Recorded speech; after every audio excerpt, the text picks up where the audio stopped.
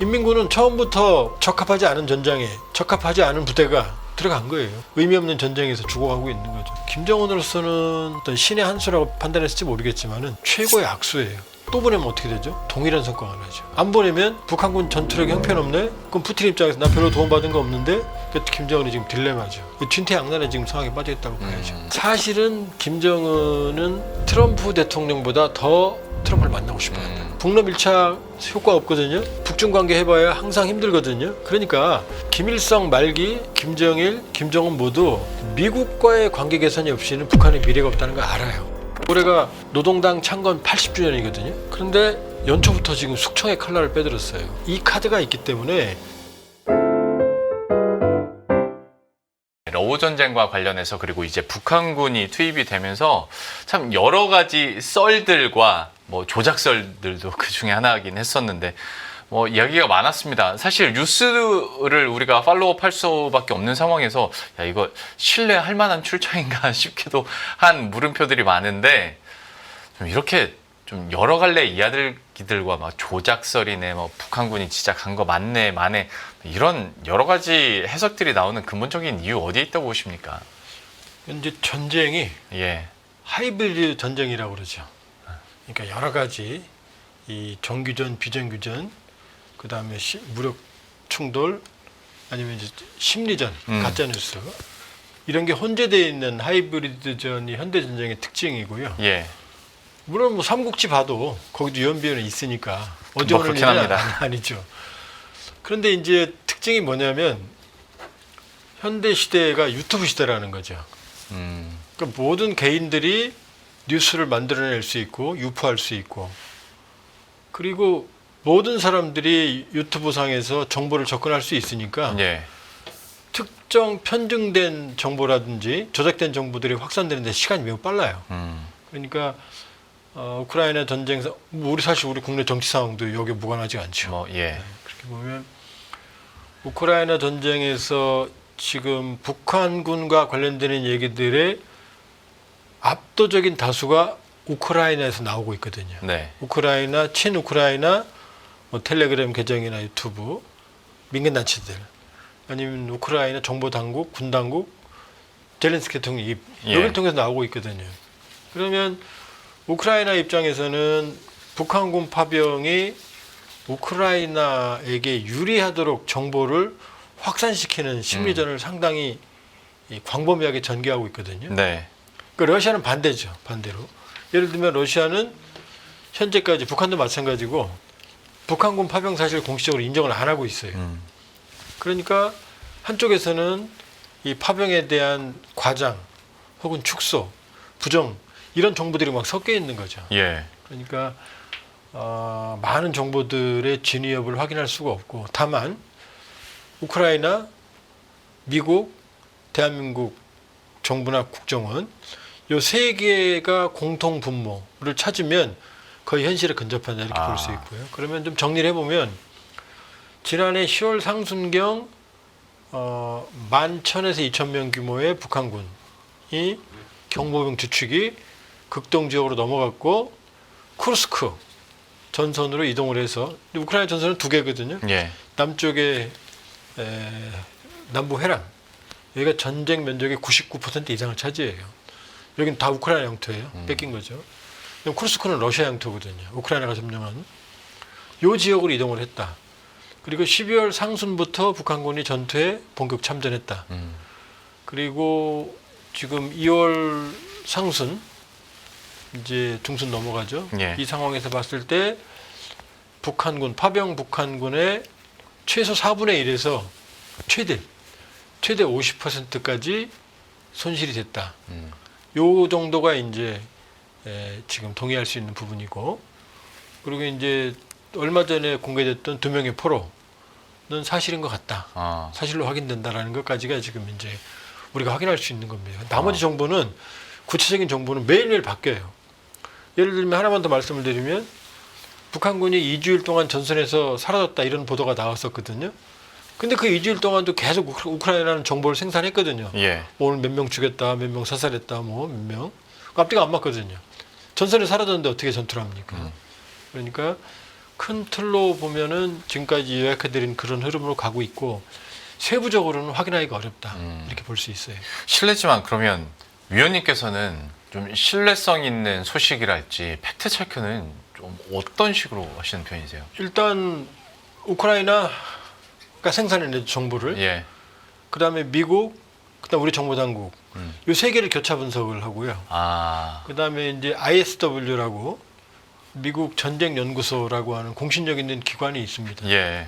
그런 기관들이 그러니까 개인이 아니고 그다음에 어떤 공신력이 없는 민간 단체가 아니고 그런 베이스를 가지고 있는 신뢰성 있는 베이스를 가지고 있는 ISW 같은 그런 공공의 목적을 가진 전문적인 기관들의 분쟁 업데이트 매일매일 업데이트 하거든요. 여기 오기 전에도 보고 왔거든요. 예. 거기는 어느 한쪽 편을 들지 않거든요. 그런 것들을 종합해도 사실 정확히는 알기 힘들다. 그러나 가장 근접한 정보까지는 알 수 있다 이렇게 볼 수 있죠. 그러니까 어느 한 군데만 믿어서는 안 되는 거죠. 그러겠네요. 사실 우크라이나 입장에서도 정보전에 대해서는 계속 하고 있다라는 게 공공연한 사실이고 그렇기 때문에 한 가지 통로를 통해서만 알면 사실 치우칠 수밖에 없어서 최소 트리플 체크는 하신 다음에 거기서 공통분모를 그러니까 뽑아내는. 예를 들어서 물론 이해를 하죠. 근데 우크라이나 특수군이 이런 얘기를 했거든요. 북한군을 이제 넘어져 있는 부상당한 북한군을 근접했더니 김정은 장군 만세하고 수류탄을 터뜨리고 자폭했다 그러는데 네. 우크라이나 군이 우리나라 말 알아들어요? 김정은 장군 만세해도 알아들을 수 없거든요. 네네. 그다음에 얼마 전에 나왔던 이 나무에 이 목매는 줄이 있고 밑에 북한군 시신이 떨어져 있고 네. 그다음에 이제 하늘이라는 숫자가 나무에 글자가 써 있었거든요. 원래 북한 병영 문화에서 이렇게 전쟁 영화 보면 벽에다 글씨 같은 걸 많이 남겨요. 네.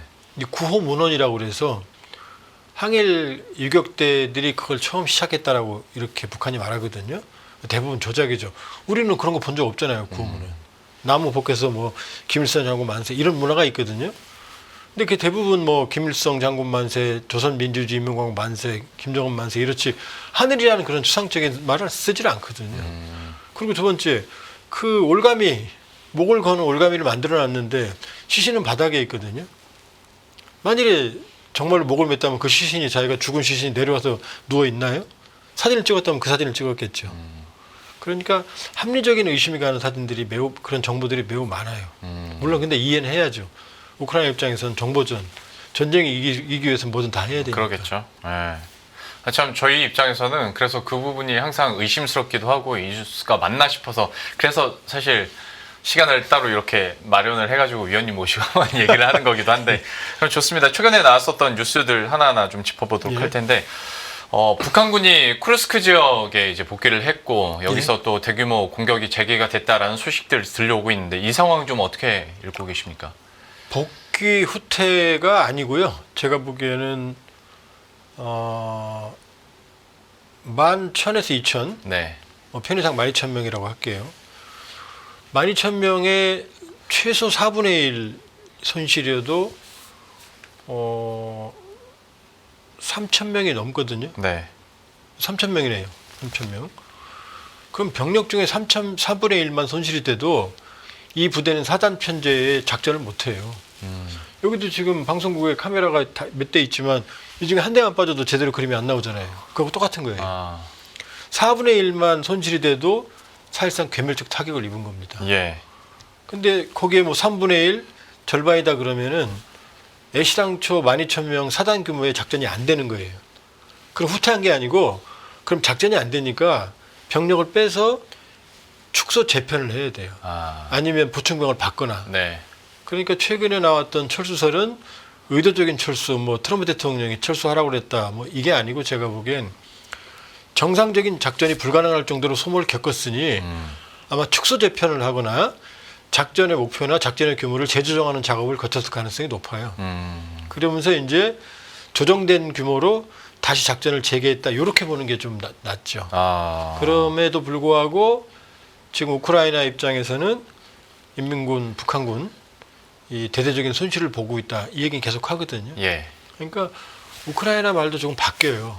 처음에는 인민군의 전투력이 형편없다. 학살당하고 있다. 그러다가 인민군의 전투력이 상당히 뛰어나다. 이 말이 계속 바뀝니다. 네네네. 왜냐하면 인민군의 전투력이 형편없고 학살 수준으로 괴멸당하고 있다. 이러면 이게 심리전이거든요. 네. 북한군에 대한. 근데 또 인민군이 전투력이 형편없다 그러면은 뭐 그럼 우리가 안 도와줘도 되겠네. 서방이 그럴 거 아니에요. 그러니까 또 말을 바꾸는 거죠. 그러니까 현재는 어쨌든 말씀드린 대로 전투에는 계속 참여하고 있고 네. 그러나 상당 부분 손실을 입은 상황에서 추가 보충병 없이 아마 축소 재편된 전투를 하고 있을 거다 이렇게 볼 수 있어요. 어쨌거나 북한군의 피해가 꽤 크게 있었고 때문에 좀 재편을 해야 되는 상황이기 때문에 재정비를 하는 시간이었다라는 건데 혹시나 그러면 이 과정에서 어떤 북한군의 역할 자체도 좀 달라질 가능성도 혹시 있습니까? 달라질 가능성이 없죠. 왜냐하면 어차피 병력 부족 문제를 해결하기 위해서 북한군을 받은 거고 예. 우크라이나 전쟁 자세히 보면은 이 뭐 탱크나 장갑차 이런 중장비 중화기들이 아마 속절없이 파괴되는 걸 많이 봤을 거예요. 아하. 그러면 이제 상식적으로 우리가 보기에 이제 탱크나 장갑차 시대가 끝났구나 이렇게 생각하거든요. 근데 그렇지가 않아요. 이 광활한 평원이기 때문에 탱크와 장갑차가 없으면 아예 작전이 불가능합니다. 그냥 개활지에 그 맨몸으로 보병이 노출되는 거거든요. 그렇죠. 네. 그런데 북한군은 북한에서 탱크하고 장갑차를 가져갔을 리가 만무하잖아요. 거기다 경보병이거든요. 경보병은 원래 가장 중화기가 60mm 박격포예요. 네. 이 분해에 들고 다니거든요. 기관총, 소총, 지뢰, 술탄, 60mm 박격포, 유탄 발사체 정도가 다예요. 이 병력이 사실상 몸만 간 거죠. 그런 상태에서 그러면은 북한군에게 러시아가 중화기를 지원을 해야 되는데 러시아도 지금 쓸 게 없거든요. 어느 정도냐면은 모스필름이라는 데가 있어요. 러시아의 영화 회사인데 한 달 정도 된 것 같아요. 이 영화사 회장이 푸틴 만나갖고 자기네 영화에서 쓰던 소품 장갑차 탱크를 주겠다고 얘기했어요. 50대를. 근데 그게 언제 거냐? 1945년 50년대 쓰던 거거든요. 실화에 보도가 됐어요. 그러니까 이게 설사 제 기능을 안 하더라도 그냥 위장용으로 가져가는 거예요? 아니면? 그냥 기능으로 쓰는 거죠. 구형으로라도. 너무 부족하니까. 그 최근에는 기갑 장비가 없으니 이제 말까지 등장했다는 얘기가 나오거든요. 예. 그 정도인데 북한군에게 자기들도 쓰기 어려운 그런 중장비, 중화기들을 지원할 리가 없죠. 그러면 북한군 입장에서는 아무리 조직화되고 훈련을 받았다 하더라도 장비 없이 작전을 하고 또 북한군 단독 편제보다는 러시아군 내에 편제돼서 돌격대, 전초병 역할, 총알바지 역할을 하고 있거든요. 네네. 그럼 소모가 될 수밖에 없죠. 그러겠네요. 그 역할이 바뀔 수가 없죠. 그러면은 러시아 입장에서는 그 목적으로 데려갔는데 그 목적을 안 쓰면 러시아의 소모가 더 커지거든요. 네. 참 말하면서도 안타깝죠. 어쨌든 우리 같은 한민족인데 의미 없는 전쟁에서 죽어가고 있는 거죠. 인민군은 처음부터 적합하지 않은 전장에 적합하지 않은 부대가 그다음에 이 산악전에 특화된 부대가 평지에 화기도 없이 네. 야포 지원도 없이 들어간 거예요. 그러니까 김정은으로서는 뭐 상당한 어떤 신의 한 수라고 판단했을지 모르겠지만은 최고의 악수예요. 지금 추가 병력을 파병해야 되는 상황이거든요. 또 보내면 어떻게 되죠? 동일한 성과가 나죠. 그러겠네요. 안 보내면 북한군 전투력이 형편없네. 그럼 푸틴 입장에서 나 별로 도움받은 거 없는데. 그러니까 김정은이 지금 딜레마죠. 그래서 지금 북한 내부에 우리 군 당국 판단에 따르면 지금 동계훈련 기간이거든요. 네. 동계훈련과 좀 다른 형태의 훈련을 북한군이 하고 있다. 몇 군데에서. 이 파병 훈련으로 추정을 하는 거죠. 그러니까 추가 파병 준비를 하고 있는 것 같다. 그리고 이 정도의 개멸적인 타격을 입었다면 부대 전체를 바꿔주든지 보충병을 보내든지 추가 파병을 해야 되는 상황이에요. 정상적인 전투를 하려고 그러면. 예. 안 그러면 소모가 더 빠르죠. 작전 능력이 떨어져 있으니까. 네. 그런데 북한이 지금 추가 파병이나 이런 거를 할 여력이 있기는 합니까? 어쨌든 병력은 많거든요. 네. 병력은. 근데 지금 전방에 있는 병력을 빼는 게 아니고 지금 후방에 있던 11군단, 네. 폭풍군단이라고 하는 경보병 여단을 주축으로 뺐거든요. 예. 그러니까 11,000, 2,000이면 1개 사단 규모 좀 되죠. 4개 여단 정도. 네. 아마 추가 파병 여력은 있을 거예요. 근데 문제는 북한도 실제 정해야 된 전투훈련을 받는 부대가 그렇게 많지 않거든요. 그러면 이제 북한의 전선에 최정예 부대는 전방에 있어요. 네. 서쪽에 4군단, 2군단, 5군단, 1군단 동쪽에 4개 군단이 포진되어 있거든요. 네. 여기서 병력은 뺄 수 없을 거 아니에요. 예. 그러면 나머지 후방에 있는 부대에서 뺄 텐데 그러면 후방에 있는 경보병여단이 이동이 빠르니까 신속하게 보냈는데 지금 그 전투력이 형편없거든요. 그럼 보다 정해야 된 병력을 빼야 되는데 그러려면 뺄 수는 있지만 이제 안보 공백이 생기죠. 그러겠죠. 안보 공백이 생기죠. 그리고 가도 중장비를 가져가는 게 아니니까 동일한 상황이 발생을 하겠죠. 더 정해야 되는 병력이 가도 결과는 마찬가지일 거다. 그러겠네요. 그러니까 병력 면에서는 우리도 훨씬 많으니까 병력이 뭐 병력 숫자는 좀 차이가 많이 나요. 네. 근데 최대 한 120, 130만, 최소한 90만 요 사이 왔다 갔다 하거든요. 우리보다 2배 이상 되거든요. 그러니까 병력은 있다. 그러나 북한군의 다수는 가면 훈련보다는 농사짓거나 작업에 도움 많이 되거든요. 그러니까 북한으로서는 보낼 수는 있지만 안보 공백을 감수해야 된다. 이렇게 볼 수 있죠. 그 북한 자체적으로 봤을 때 안보 공백에 대한 문제점도 있겠지만 그냥 상식적으로 생각했을 때 추가 파병을 한다고 하면 아무리 북한이어도 명분이란 게 있어야 되지 않나 싶긴 하거든요. 이미 파병 지난해 10월에 파병했는데 현재까지 주민들한테 사실을 알리고 있지 않아요. 공식적으로 공개를 안 했어요. 러시아도 공개를 안 하고 있어요. 그냥 NCND 그냥 뭐 말 돌리거나 이러지 파병했다 안 했다를 확인을 안 하고 있거든요. 예. 그런데 지금 뭐 여러 소스 중에 하나지만 전사자만 1000명이 넘을 거다라는 게 공동된 평가거든요. 네. 그럼 대규모 전사거든요. 부상도 전투 그러니까 거의 영구 손실 입은 정도가 꽤 많을 거예요. 그럼 이게 사실은 조금씩 북한 내부에 알려지고 있거든요. 네. 왜냐하면 지금 단둥에 있던 노동자들이 귀국을 하고 있거든요. 그럼 매일 그거 보고 있다가 들어가는 거거든요. 예. 그다음에 해외에 있던 북한 인원들이 입국하거든요. 그럼 소식이 퍼질 수밖에 없죠.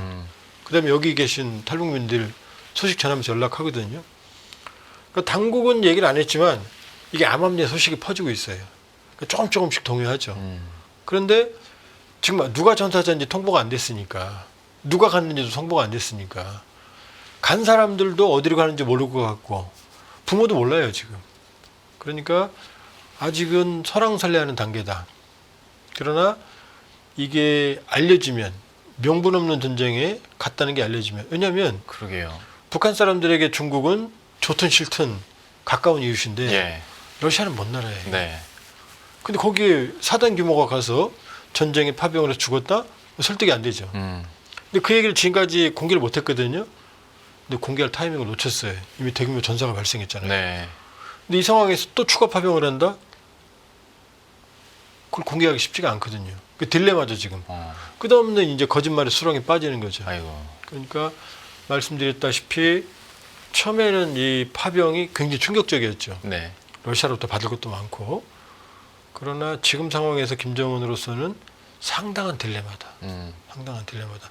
추가 파병 할 수도 없고 안 할 수도 없고 이 대규모 손실을 공개할 수도 없고 숨길 수도 없고 파병 사실을 알릴 수도 없고 안 알릴 수도 없고 진퇴양난에 지금 상황에 빠져 있다고 봐야죠. 그러니까 사실 북한군이 파병 초기만 하더라도 약간 언론도 그렇고 우리가 논의를 할 때 기브앤테이크 느낌으로 이야기를 많이 했었고 저도 실제로 그런 질문들을 많이 드렸는데 지금은 피해가 워낙 커지다 보니까 그리고 말씀하신 것처럼 만약에 추가 파병까지 이루어지게 된다면 이거는 참 북한 입장에서도 말씀하신 것처럼 이러지도 저러지도 못하는 상황에 지금 놓여버린 그런 꼴이 돼버렸네요. 기브앤테이크가 되지 않는다고 그러니까 기브앤테이크의 양상이 안 나타나는 게 예. 뭔가 받았으면 지표로 나타나야 될 거 아니에요. 자, 대규모 파병했어요.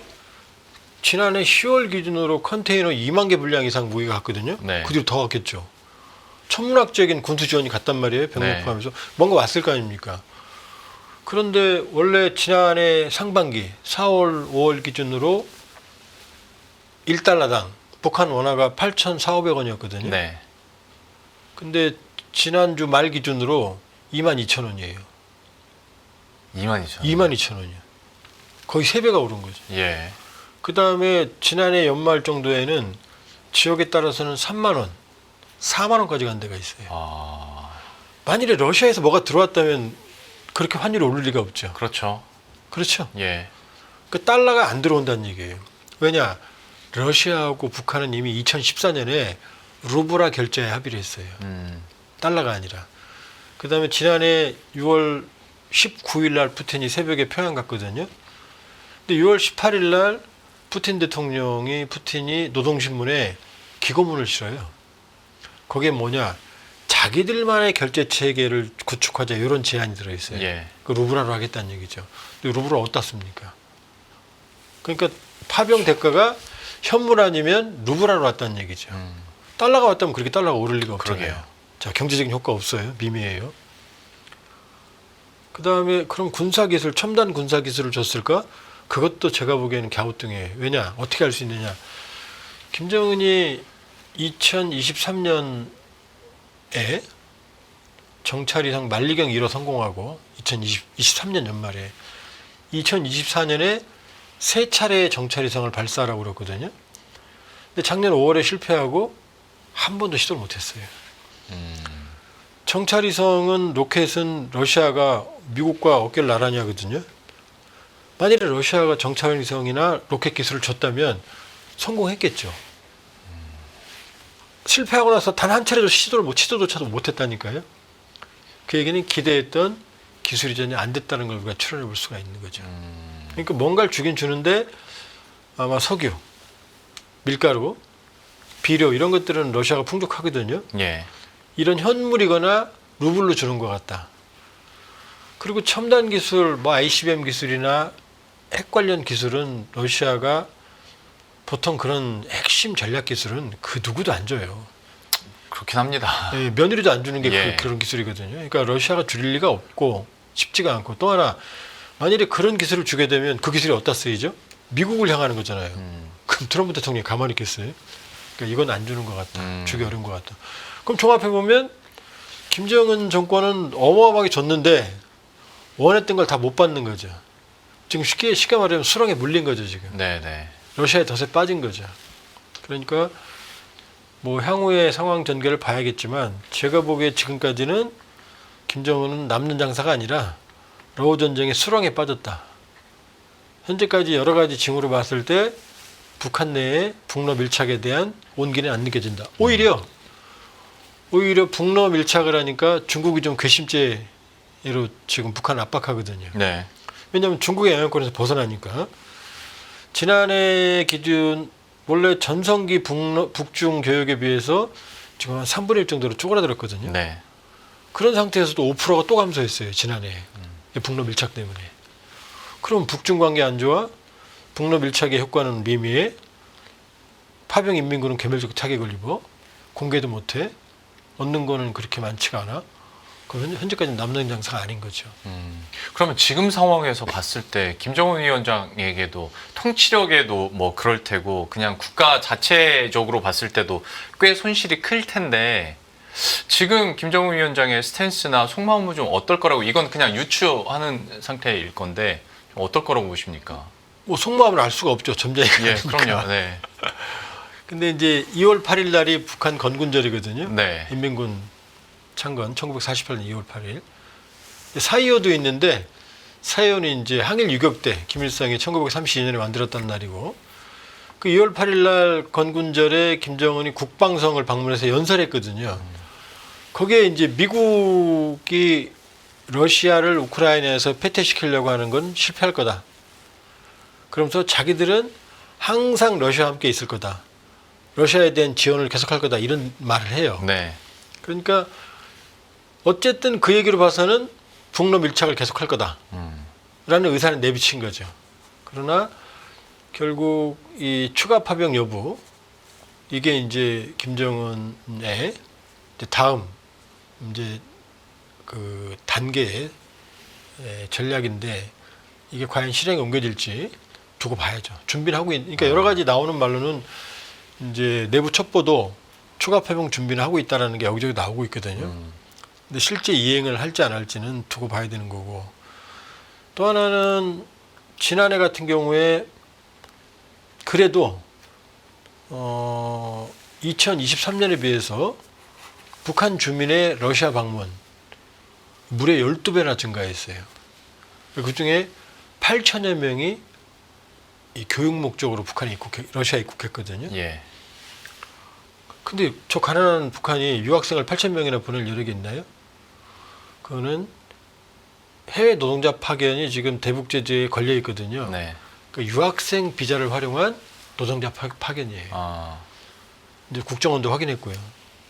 그런데 그럼에도 불구하고 그 8천 명이 갔음에도 불구하고 아직 북한 경제에 따뜻한 온기는 지금 느껴지지 않는 거죠.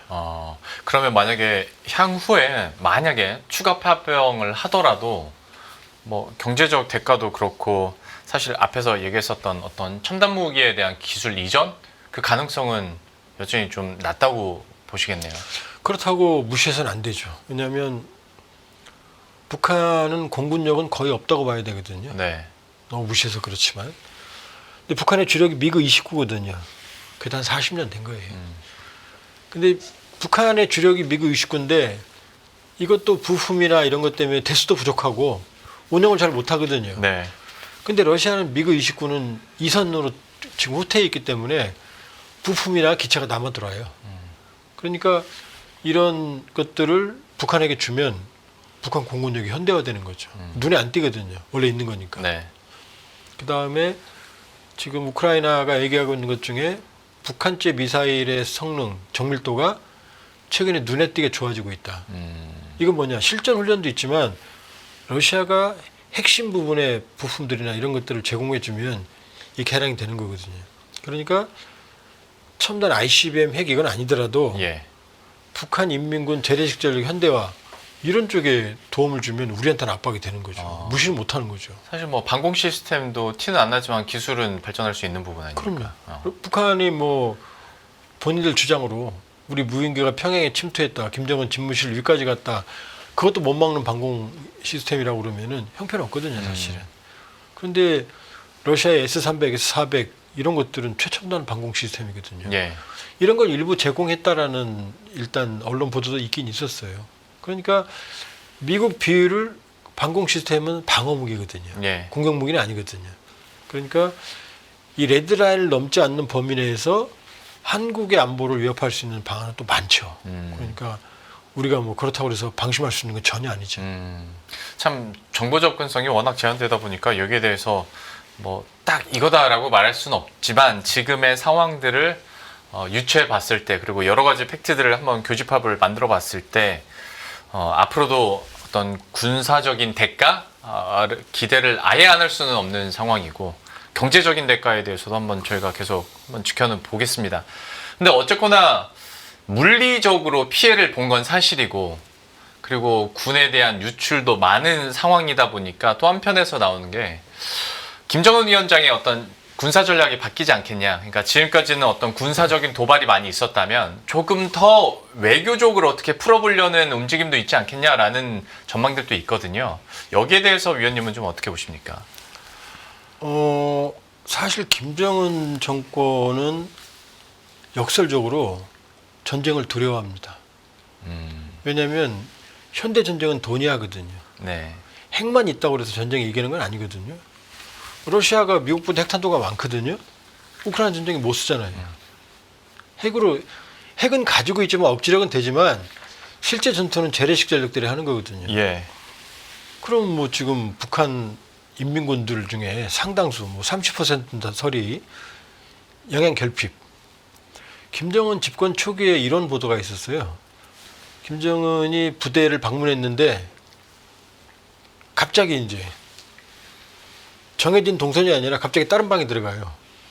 아니 거기 이제 영양실조 환자들이 누워 있으니까 김정은이 경로에서 보양식 먹이고 이런 보도가 있어요. 예. 그러니까 북한군도 만성적인 식량난이에요. 북한군은 일종의 둔전 체제이기 때문에 각급 부대에서 농사를 져서 먹어요. 그러니까 부대마다 급식량이 놀랍게도 다 달라요. 왜냐 부대마다 밭이 다르고 생산량이 다르거든요. 김정은이 뭐라고 말하냐면은 지시문에 나와요. 내부 지시문에. 총알 하나보다 콩 한 알이 더 귀중하다. 고기를 먹어야 되는데 고기를 못 먹이니까 콩을 심어서 이제 두부 단백질을 먹이라는 거거든요. 예. 그 정도로 식량난을 겪고 있거든요. 거기다가 매일 뭐 우리가 북한의 도발을 봐서 그렇지 미국이 전쟁 잘하는 건 돈 때문이거든요. 거대한 물량 소모 때문이거든요. 그러니까 북한으로서는 전면적인 전쟁을 수행할 능력이 사실상 단언하면 안 됩니다. 안 돼요. 뭐 무슨 뭐 방심하면 안 되죠. 전면전을 하려면 북한의 물자 이동이 있어야 되고 대규모의 병력이 전선으로 모여야 되고 비추고 있어야 되고 근데 이런 모습이 안 보이거든요. DMZ에서도 지금 작업을 하는 게 이게 공격이 아니고 방어 목적의 장벽이에요. 일종의 방어 목적에.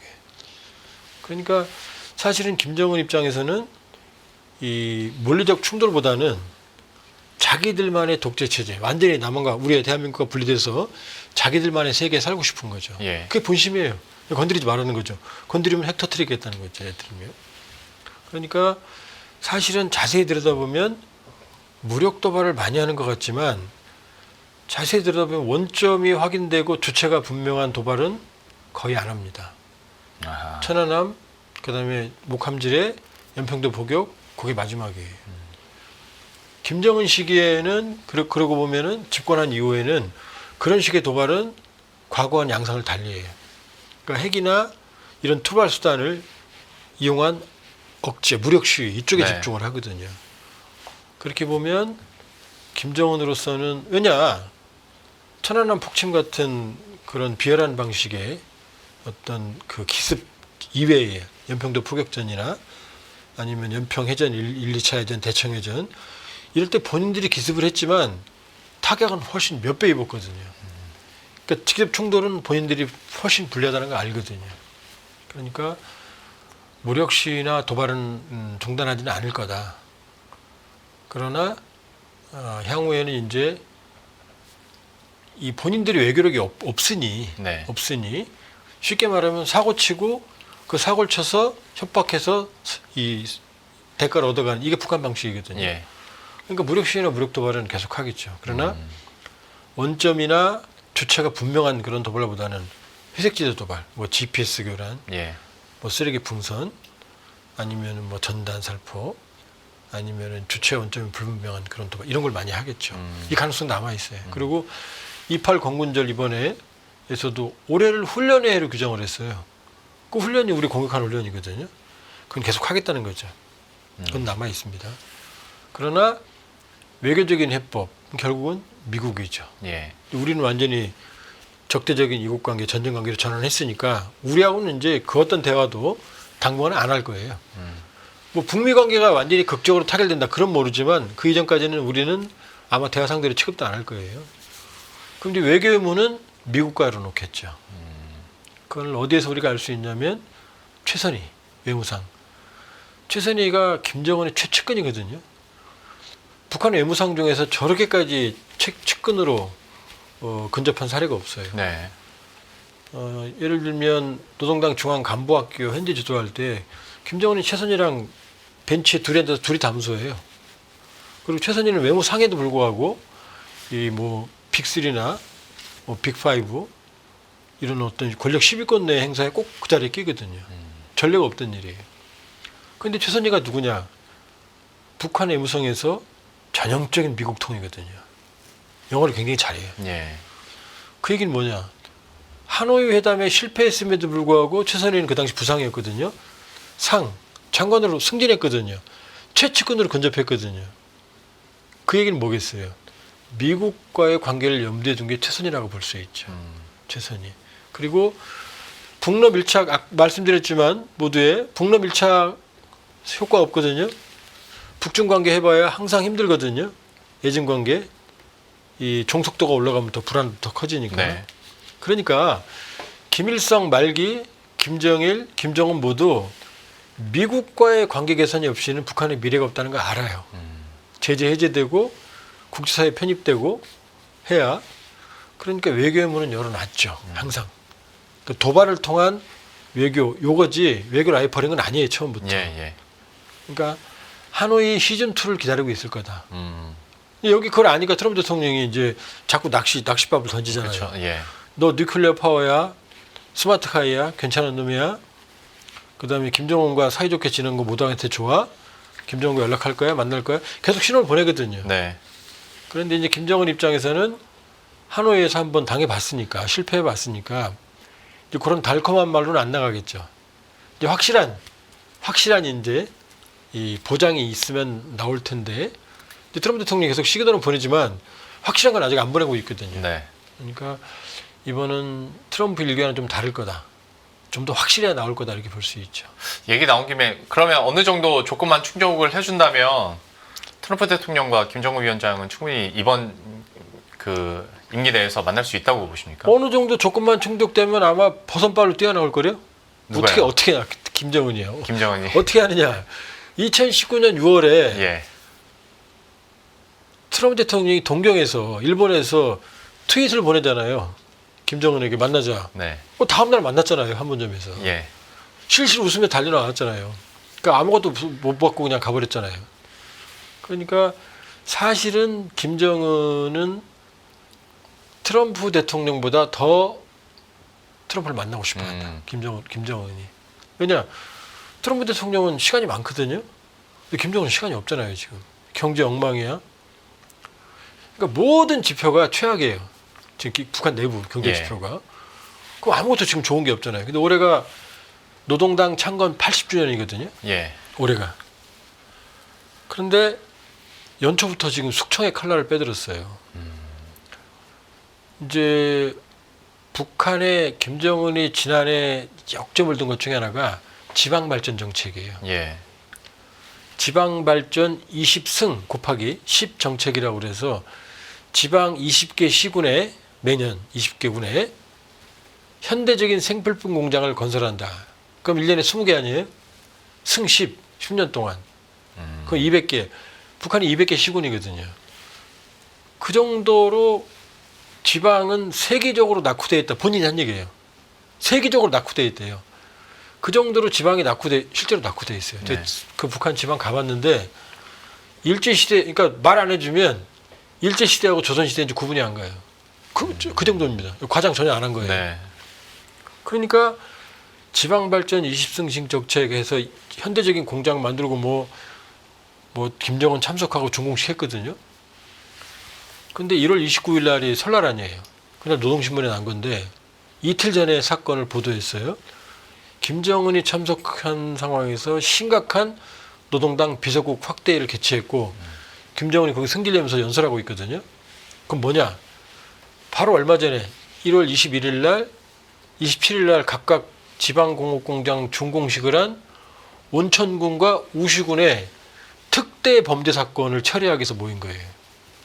아니 1년 내내 공장 만드느라고 고생했던 개인 비리가 아니고 네. 집단적으로 해요. 온천군은 40여 명, 그 다음에 우시군은 수십 명. 이 사람들이 1년 내내 공장 만들기 힘들었던 사람들이거든요. 네.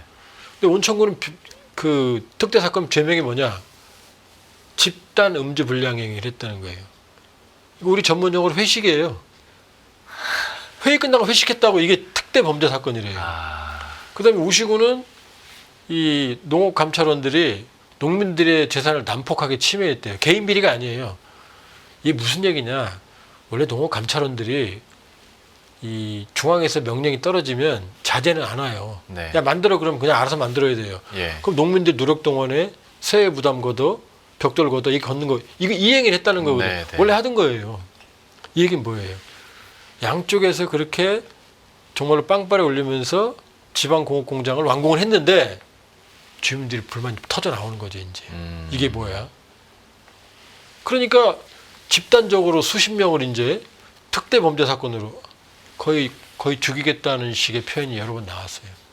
집단적인 뒤집어 씌우는 거지 이제. 예. 자기가 정책을 실패해놓고.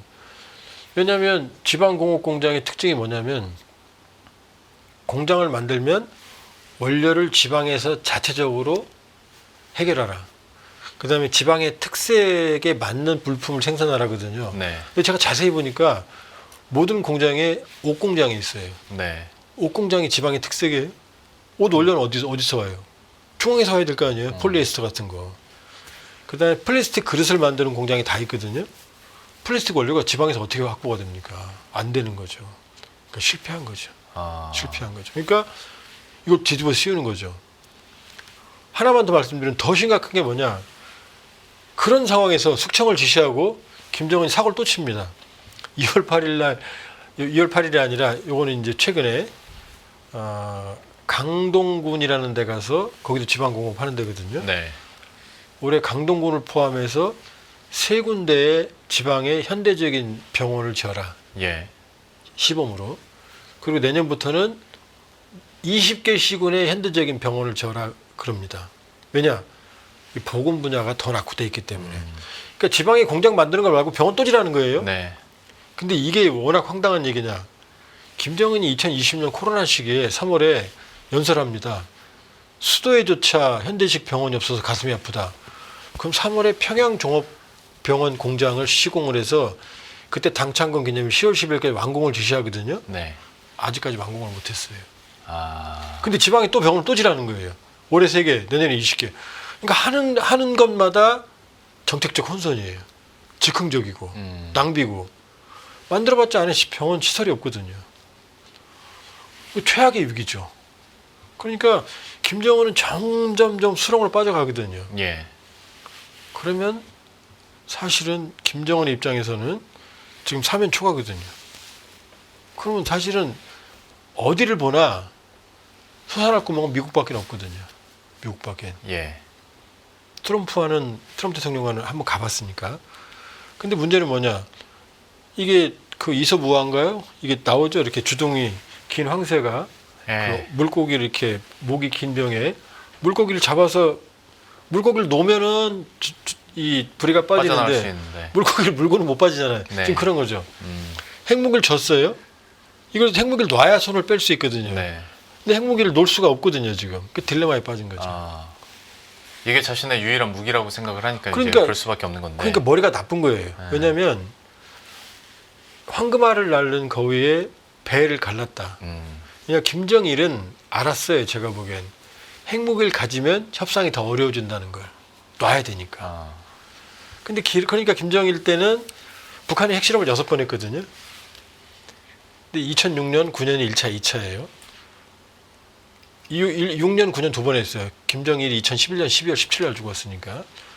요때는 개발 단계였어요. 그리고 2006년 이전에는 북미 간의 합의, 그다음 한 번 더 여러 합의가 있었거든요. 예. 그러니까 핵실험을 개발하는 단계, 핵을 개발하는 단계에서는 협상이 가능해요. 근데 핵을 가지면 놓지 않으면 협상이 안 되는 거예요. 그러게요. 너무 다 놓는 거잖아요. 그러니까 김정은은 이렇게 생각했던 것 같아요. 개발하는 단계보다는 핵을 완성한 다음에 협상을 하자. 실제로 그렇습니다. 2017년 9월에 6차 핵실험 마지막. 그다음에 2017년 11월 28일 날 화성 시범 ICBM을 쏜 다음에 갑자기 핵무력 완성을 선언하고 한 달 뒤에 2019년 1월 1일 날 신년사에 평창 동계올림픽 축하한다. 나도 참가한다. 그러고 이제 대화에 나오거든요. 핵을 가졌다고 판단하니까. 이걸 놔야 되는데 못 놓으니까 협상이 안 되는 거죠. 딜레마죠. 자, 근데 위원님 그 설명을 듣다 보니까 방금 나왔었던 핵은 잠깐 뒤로 차치하고서라도 지금 뭐 연초부터 숙청 얘기 나오죠. 경제 지표는 좋아지는 게 하나도 없죠. 없다고 네, 하죠. 없죠. 네. 그다음에 정책들은 지금 다 줄줄이 실패하고 있고 실기하고 있고 무리하게 진행되고 있고 예, 정확합니다. 환율은 3배가 뛰었고 네. 군사적인 유출은 일어나고 있는데 네. 이 정도면 내부적으로 뭔가 동요도 있고 그들의 그 리더십에 대한 의문점도 더 커질 수밖에 없는 상황이지 않을까 싶은데 여기에서 그러니까 너무 멀리 가는 것 같습니다만은 리더십에 대한 교체를 갈망하는 그런 분위기들은 형성은 안 됩니까? 철저한 독재 체제잖아요. 예. 그러니까 독선적인 리더십은 민주주의 국가에서도 말리기가 쉽지가 않아요. 근데 북한의 경우에는 지금 트럼프 대통령도 이번에 인선의 특징이 뭐예요? 예스맨으로 채우잖아요. 네. 일기 때 해보니까 안 되니까 그런 미국조차도 예스맨으로 채워야 효과적인데 북한은 뭐냐? 노라고 말할 수 있는 시스템이 전혀 안 돼 있어요. 그러니까 무조건 노래도 있어요. 네 알겠습니다. 우리는 네밖에 모릅니다. 이런 노래가 있거든요. 아, 그래요? 노래가 있어요. 인민군 군가에. 그러니까 김정은이 결정하면 그거는 곧 신의 명령입니다. 아. 그러니까 우리는 헌법이 최고의 법전이잖아요. 북한의 헌법주의는 형편없어요. 제일 중요한 건 뭐냐? 최고 지도자의 교시. 말 한마디로 모든 게 바뀌어요. 이게 제일 중요합니다. 그 다음에 중요한 게 뭐냐? 노동당의 당의 결정, 강령. 헌법은 그 다음이에요. 그러니까 김정은이 말하면 무조건 사수, 무조건 수행. 네, 알겠습니다. 당 중앙이 결정하면 우리는 한다. 이게 저거예요. 그러니까 김정은이 무슨 결정을 하든 간에 무조건 집행을 해야 되는 거예요. 그러니까 그걸 자기들 말로는 수령의 무오류성이라고 그래요. 수령은 예. 절대로 오류가 있을 수 없다는 거예요. 네. 미친 짓이죠. 뭘 오류가 없어요. 맨날 헛발질만 하는데. 그러니까 김정은이 얘기를 하면 그건 법이기 때문에 집행을 해야 되는 거고, 이게 문제가 생기면 어떻게 돼요? 아까 말씀드렸던 우시군, 온천군 이런 희생양들에게 넘어가는 거죠. 그러니까 반대라는 게 있을 수가 없어요. 그리고 김정은이 집권한 이후에 초기에 북한의 경험 있는 테크노크라트를 너무나 많이 죽였어요. 그러니까 군 쪽에서는 야전 군인들, 리용호 총참모장을 비롯한 야전 세력들. 그러니까 지금 있는 군인들은 다 내시 군인들이라고 보면 돼요. 핫바지. 무조건 알겠습니다. 김정은 옆에서 이러고 웃고만 있잖아요. 바라적고만 있잖아요. 그 다음에 민간 쪽에서는 전문성이 떨어지는 민간 관료들. 그러니까 장성택 라인 숙청하고 이러면서 경제 관료들을 많이 물갈이했고 경험 있는. 그 다음에 리용호 총참모장 라인 제거하면서 야전 세력들을 많이 제거했어요. 겉으로 보이는 군과 그러니까 북한은 상당히 정치군이나 돼 있죠. 그러니까 김정은이 뭐라고 하면 군인들이 울잖아요. 우는 군인이 어떻게 전쟁을 해요? 그 다음에 김정은이 말하면 김정은이 결정한 걸 문제를 제기하고 정책적 불확실성과 비효율성을 얘기해야 되는데 그냥 경제 관료들이 집행하거든요. 예. 그러니까 아주 위험한 구조다. 위험한 구조고 그 비용이 쌓이죠. 계속해서. 그리고 거역을 하면 그건 반역이죠. 그럼 어떤 일이 벌어지느냐. 겉으로는 공고해 보이지만 안으로 골마 터지죠. 그렇죠. 예. 겉으로는 안 보여요. 겉으로는 썩는 게. 그러니까 수박이 아주 겉으로는 맨질맨질한데 안에는 썩어 있는 거나 마찬가지죠. 그 수박은 건드리면 터지죠. 그러니까 소련 동유럽 체제 붕괴할 때 로마니아 같은 경우 사소한 트리거 촉발연으로 터져나갑니다. 겉으로는 안 보여요. 예. 제가 보기에 그 시기가 언제가 될지는 맞출 수가 없어 그런 거지. 북한은 사실은 이미 임계점을 넘은 거예요. 저 정도면. 다만 조직화된 저항 세력, 그다음에 쿠데타 같은 어떤 체계적인 어떤 체제 붕괴의 노력 이런 게 불가능해. 여러 가지 감시 시스템에. 네. 그런 거지 이미 내적으로는 임계점은 넘었다 이렇게 봐야 돼요. 알겠습니다. 지금의 북한 상황은 이 정도로 저희가 한번 파악을 한 상태에서 잠시 미국 얘기는 좀 해야 될 것 같아서 여쭤보겠습니다. 일단 트럼프 같은 경우에 지금까지 북한 얘기했으니 북한에 대한 대북 정책이 좀 유화될 수 있을 가능성에 대해서 여기는 좀 어떻게 보십니까? 트럼프의 스탠스는. 지금 판단하기는 이르다. 지금 우리가 뭐 어쩔 수 없으면 숙명입니다만 네. 트럼프 대통령 말 한마디에 일희일비하거든요. 예. 그러니까 취임식 첫날 주한미군한테 전화해서 김정은 잘 있냐 이렇게 말하고 스마트 카이다 얘기하고 너 뉴클리어 파워야 얘기하고 그래서 북한 핵을 인정하나 그랬더니 백악관은 아니다. 우리의 목표는 북한의 완전한 비핵화다. 또 7일날 나온 트럼프 20화 미일 정상 공동성명에 보면 북한의 완전한 비핵화가 목표다고 나오거든요. 예. 그리고 이 한미일 협력도 중요하다고 얘기 나오고 그 다음에 북한 문제 해결할 때 한국과도 협력한다 얘기 나오고 우리가 원하는 얘기 다 나오거든요. 그러나 그건 모른다. 트럼프 대통령의 협상 방식을 봤을 땐 직접 들어가 봐야 알거든요. 언제 어디를 틀지 모르거든요. 네. 일기 때도 보면 한미연합훈련을 중단했잖아요. 김정은이 원한다고. 그리고 협상했거든요. 연합훈련 왜 하느냐? 돈 많이 든다 그랬거든요. 훈련 안 하면 안 돼요. 훈련 안 하면 군대가 아니거든요. 그러니까 트럼프 대통령은 협상을 위해서는 안보적인 양보까지도 할 수 있는 사람이거든요. 일기 때로 봤을 때. 그러니까 지금까지 나온 말만 가지고는 우리가 트럼프 대통령의 이기 방식을 알 수가 없다. 그러나 트럼프 대통령은 생각보다 김정은에 대해서 많은 얘기를 내놓고 있다. 예. 너무나 많은 얘기를 내놨어요. 이시바 총리하고 그 기자회견 할 때도 김정은하고 연락할 거다. 그와 잘 지내는 거 좋다 이렇게 말했거든요. 김정은과 잘 지내는 게 좋다라는 얘기는 김정은이 잘못했으니 회초리를 맞아야 된다 이 얘기는 다른 얘기거든요. 지금 김정은이 잘못해서 불법적으로 핵을 쥐고 있거든요. 그럼 김정은과 잘 지내는 게 좋다 이 얘기는 김정은이 나쁜 짓을 했으니 혼나야 돼 이거가 다른 얘기거든요. 네. 잘못했어도 잘 지내겠다는 얘기거든요. 이 얘기는 현상 유지도 가능하다는 얘기거든요.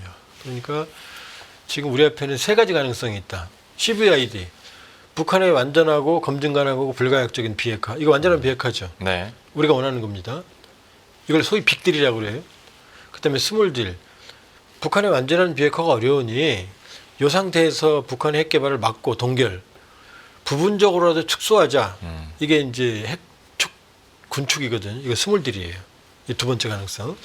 세 번째는 서로 팽팽하게 기싸움하면서 2017년 마냥 뭐 화양과 분노부터 시작해서 교착 상태로 계속 가는 이 세 가지 가능성이 다 남아 있어요. 네. 현재로서는 어느 가능성이 가장 크다고 판단하기는 어려워요. 직접 들어가 봐야 된다. 현재까지 나온 것만 가지고는 판단하기는 아직은 어렵다 이렇게 볼 수 있어요. 트럼프 행정부의 대북 정책이랄지 그리고 또 트럼프의 스탠스는 글쎄요 한번 계속 시간을 두고 확인은 해야겠습니다. 근데 한 가지 트럼프가 당선되기 전부터 사실 나왔었고 하겠다고 다짐을 했었던 게 지금의 전쟁 종전이거든요. 그러면 이것은 러시아와의 종전 논의 가능성에 대해서는 현 시점에서 좀 어떻게 흘러가고 있다고 보십니까? 이 전쟁은 반드시 끝납니다. 네. 언젠지가 모르는 거죠. 그러니까요. 근데 일단은 트럼프 효과가 이미 나타나고 있다. 트럼프 대통령 당선되고 나서 전투가 좀 격화된 것도 양쪽이 전선을 뒤집을 만한 능력이 없어요. 그냥 지금 상황에서는 종전은 모든 문제가 다 풀리는 거거든요. 예. 근데 그게 어렵잖아요. 해봤자 휴전이거든요. 한국전쟁 6.25처럼. 그러니까 트럼프 방식의 강제 휴전 가능성이 매우 높거든요. 이미 트럼프 대통령이 통화했다고 그러잖아요. 푸틴하고. 푸틴 입장에서는 여기서 멈추고 싶어 해요. 우크라이나 영토를 남한 면적을 차지했으니 여기서 멈추면 휴전하면 점령한 상태에서 푸틴이 이기는 거거든요. 예. 다만 북쪽의 작은 영토 쿠르스크 뺏긴 게 자존심 상처죠. 근데 트럼프 대통령은 그걸 인정해 줄 생각이 있는 거거든요. 푸틴이 원하는 거예요. 그다음 우크라이나 안에서도 지금 현실론 이제 그만하자. 영토 뺏겨도 좋으니 그만하자는 여론이 과반을 넘었어요. 넘어가고 있어요. 그다음에 나토 회원국 내에서도 이제 그만 지원하자. 피로감이 커지고 있어요. 그다음에 젤렌스키 대통령 지금 전쟁 중이라고 선거도 안 하거든요. 이것도 지금 올바른 건 아니거든요. 그러니까 우크라이나도 전쟁 수행하는데 이게 힘들어요. 그리고 결정적으로 미국이 우크라이나한테 더 무기 주기는 어려워. 이러면 전쟁 못 하거든요. 그렇죠. 푸틴한테는요. 내가 무기를 안 줄 테니까 너도 사고 치면 안 돼. 무기 안 주는데 치고 들어오면 안 되는 거잖아요. 네. 이 카드가 있기 때문에 이미 러우 전쟁은 휴전 모드로 들어갔다. 그러나 서로가 합의할 수 있는 합의안은 안 나오니까 예. 불완전한 트럼프발 강제 휴전이 될 거거든요. 네. 요 상황이에요. 양측에서 휴전 얘기가 나오고 트럼프, 푸틴 벌써 트럼프 대통령이 통화 안 한 걸 안 했다고 그러겠어요? 켈로그 벌써 특사 움직이고 있을 거고. 그렇게 보면 언제일지가 문제지 이미 휴전권에 들어갔다. 강제 휴전권에 트럼프 방식에. 그러나 6.25 때도 우리가 3년 전쟁 중에 2년을 휴전 협상했거든요. 왜냐하면 휴전안을 도출하는 게 어려워요. 그리고 그 대부분의 희생이 그 2년 동안 고지전 서로 이제 영토 네. 밀고 밀리는 여기서 희생이 일어나거든요. 그러니까 요 가능성이에요. 그러니까 이런 식으로 장기적인 협전으로 가느냐 협상으로 가느냐 아니면 조기 휴전 협상으로 가느냐 이 가능성이 있는데 제가 보기엔 그렇게 오래는 안 갈 거다. 왜냐하면 트럼프 대통령의 시간은 2년밖에 없거든요. 네. 2년 뒤에 중간선거고 임기 2개의 미국 대통령의 중간선거는 무덤이거든요. 예. 그래서 트럼프 대통령은 조기의 성과를 내고 싶을 거 아니에요. 예. 러우 전쟁 휴전, 중동 사태 종식, 그다음에 김정은과 회동 비핵화 이러면 트리플 크라운이거든요. 노벨 평화상. 노벨 평화상인 거죠. 그러면은 경제 부문, 불확실성이 큰 관세 전쟁보다는 이게 성과가 더 클 수 있거든요. 그러니까 러우 전쟁은 빠르면 올해 안에 휴전 가능성 빠르면 상반기 중에도 그 해결은 아니고 예. 불안정한 휴전 가능성이 남아있다고 볼 수 있어요.